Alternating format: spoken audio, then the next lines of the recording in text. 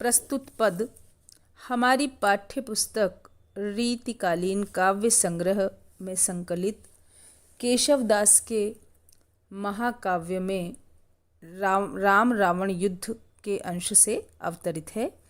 यहाँ पर राम और रावण के मध्य रण प्रांगण में जो युद्ध हो रहा है उसके बारे में बताया गया है।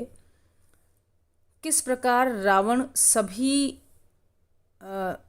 आयुधों से सुसज्जित और चतुरंगिणी सेना से युक्त है, लेकिन दूसरी ओर चूंकि राम वनवास काल में हैं इसलिए उनके पास राजसी ठाट बाट नहीं है, वानरों की सेना है। तो राम और रावण के युद्ध में जो स्थितियां हैं उसका चित्रण करते हुए किस प्रकार देवतागण राम की सहायता करते हैं उसका चित्रण किया गया है। इंद्र श्री रघुनाथ को रथहीन भूतल देखिके बेगी सारथि सौ कहेउ रथ जाहि लय सुविशेष के तून अक्षय बाण स्वच्छ अभेद ले तन त्राण को आइयो रणभूमि में करि अप्रमेय प्रमाण को। जब देवराज इंद्र ने विष्णु के अवतार श्री रघुनंदन को रण प्रांगण में भूतल पर रथहीन देखा तो उन्होंने बेगी सारथि सो कहेउ, तुरंत अपने सारथी से कहा।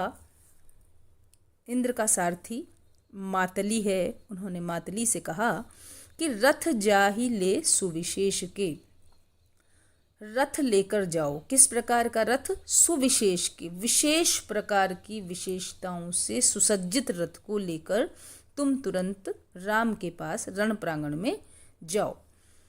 तून अक्षय बाण स्वच्छ अभेद ले तन त्राण को, उस रथ में कैसी विशेषताएं होनी चाहिए?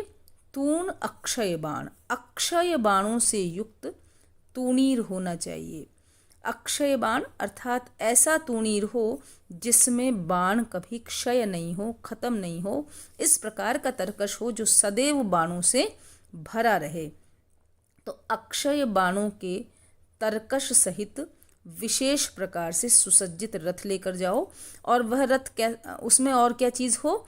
स्वच्छ अभेद ले तन त्राण को, नवीन और अभेद्य जिसे कोई भेदन न कर सके ऐसे तन त्राण, तन कहते हैं शरीर को और त्राण यानी उसकी रक्षा करने वाला। तन त्राण का अभिप्राय है कवच। युद्ध भूमि में शरीर की रक्षार्थ कवच पहना जाता है। तो ऐसा अभेद्य और नवीन कवच तथा अक्षय तूणीर युक्त बाण और विशेष प्रकार का, इन सब चीज़ों से सुसज्जित विशेष प्रकार का रथ लेकर हे मातली तुम तुरंत जाओ। आइयो रणभूमि में, तुरंत अपने स्वामी की आज्ञा पाकर मातली रणभूमि में आ पहुंचा। किस प्रकार? करी अप्रमेय प्रमाण को, अप्रमेय यानी अपरिमित, प्रमाण माने मात्रा, अपरिमित मात्रा में रथ को बड़े परिमाण में बनाकर इन सब चीज़ों को लेकर मातली तुरंत रणभूमि में आ पहुंचा। कोटि भातिन पौनते मनते महालघुता लसे बैठिके ध्वज अग्र श्री हनुमंत अंतक जो हसे रामचंद्र प्रदक्षिणा करी दक्ष वै जब ही चढ़े पुष्प वर्षि बजाई दुंदुभि देवता बहुधा बढ़े। जो रथ लेकर मातली रणभूमि में आया वह रथ किस प्रकार का है उसके बारे में बता रहे हैं कवि कि कोटि भातिन पौनते मनते महालघुता लसे, कोटि करोड़ प्रकार से, पौनते मतलब पवन से भी और मन से भी, महा यानी अधिक, लघुता लाघवता क्षिप्रता, लसे सुशोभित होती है।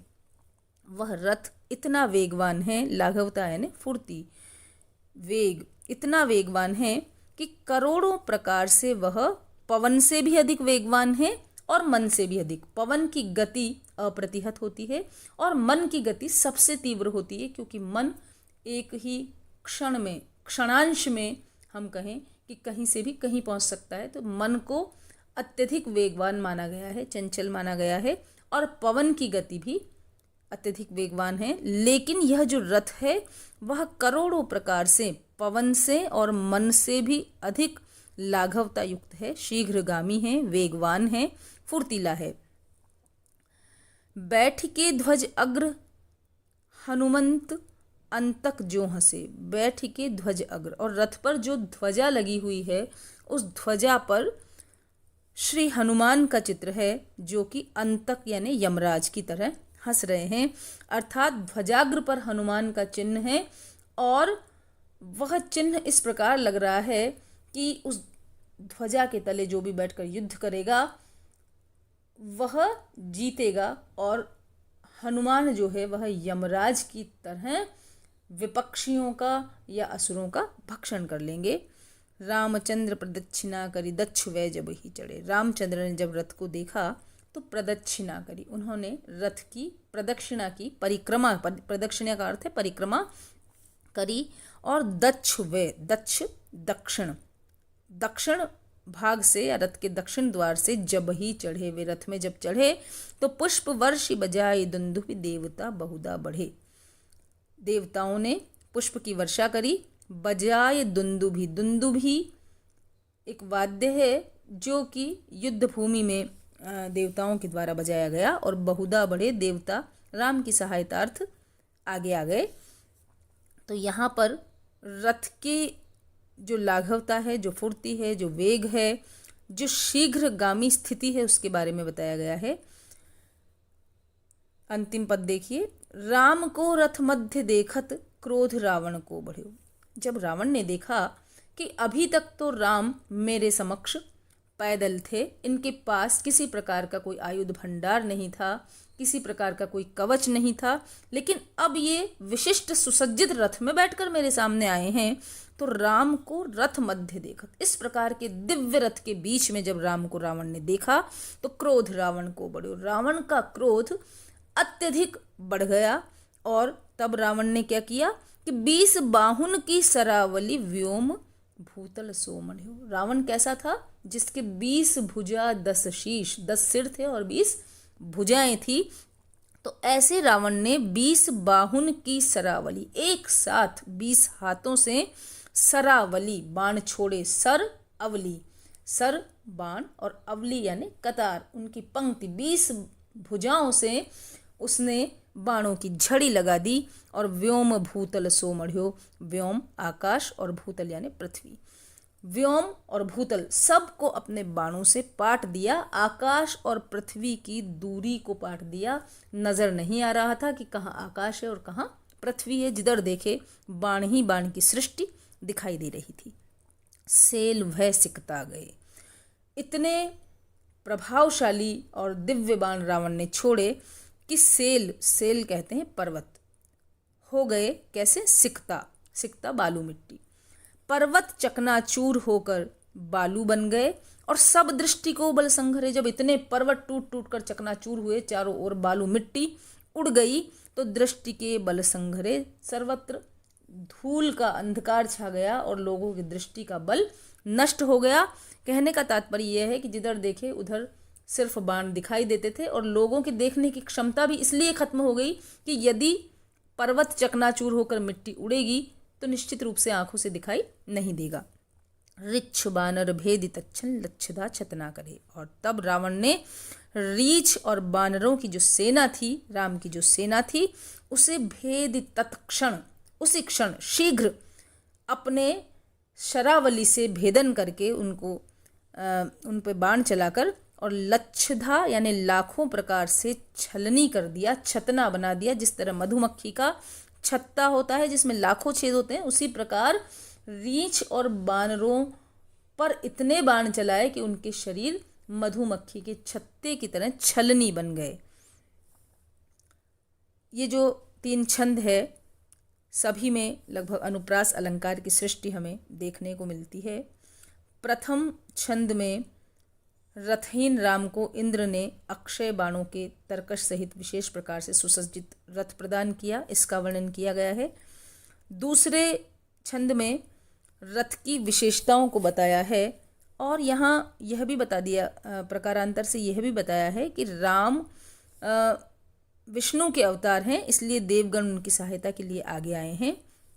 प्रथम जो पंक्ति है इस छंद की, कोटि भांति न पौनते मनते महालघुता लसे, यहाँ पर व्यतिरेक अलंकार है। व्यतिरेक इसलिए है कि जो रथ है वह उपमेय है और पवन और मन उपमान है, लेकिन रथ का जो वेग है उसे पवन और मन से भी अधिक तीव्रगामी बताया गया है।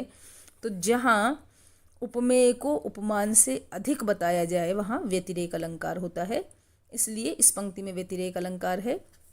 इस पंक्ति में अक्रमत्व दोष भी है। इसका एक कारण है कि कवि ने कहा है करोड़ों प्रकार से पवन से और मन से अधिक लाघवता युक्त।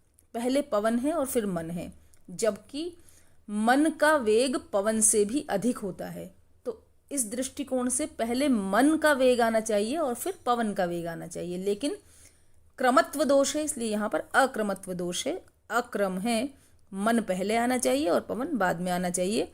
जैसे हम अक्रमत्व दोष का उदाहरण पढ़ते हैं कि मारुत नंदन मारुत को मन को खगराज को बेग लजायो, इसी प्रकार यहाँ पर पहले मन आना चाहिए और फिर पवन आना चाहिए। रामचंद्र प्रदक्षिणा करके आगे बढ़े। यहाँ रामचंद्र ने रथ की प्रदक्षिणा की और देवताओं का सम्मान किया एक तरह से इस बहाने। तो यहाँ राम की जो विनम्रता है, जो शालीनता है, वह भी बताई गई है। और देवगणों ने पुष्प वर्षा की, दुंदुभी बजाई, तो राम के विष्णु का अवतार होने की पुष्टि भी यहाँ की गई है।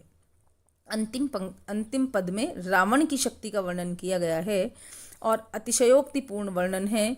चूंकि रावण ने 20 भुजाओं से जो बाण चलाए, आकाश और पृथ्वी की दूरी को पाट दिया, पर्वत चकनाचूर होकर बालू बन गए और रीछ और बानरों के शरीर को उन्होंने मधुमक्खियों के छत्ते की तरह छलनी कर दिया।